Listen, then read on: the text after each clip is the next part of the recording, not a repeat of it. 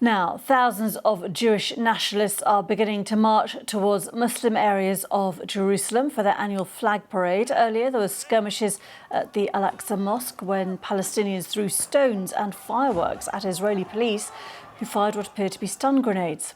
The flag march celebrates the capture of East Jerusalem during the 1967 war. It takes place after months of deadly incidents that have strained relations. Our Middle East correspondent Yolande Knell is in Jerusalem and described the situation there. Well, outside this gate to the old city, we've seen lots of young Israelis in a jubilant mood as they've been passing by us with their blue and white flags. But in other parts of the old city, it does feel very tense indeed, very different. You see lots of Israeli police around as well.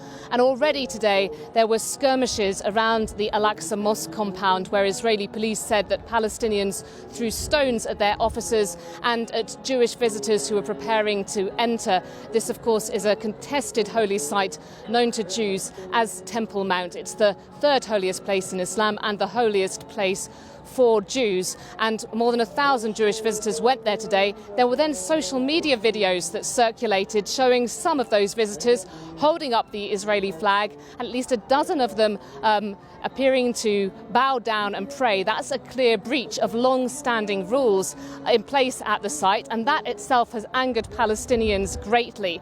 The question is really what happens next, because 1 year ago it was this event, the Flag March on Jerusalem Day, that was one of the triggers for that devastating 11-day conflict between Israel and Palestinian militants in Gaza.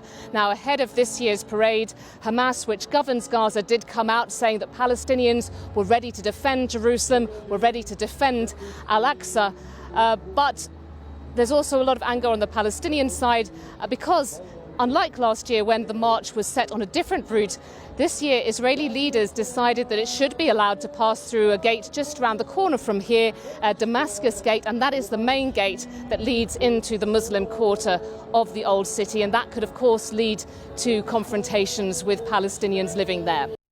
Yolande Knell.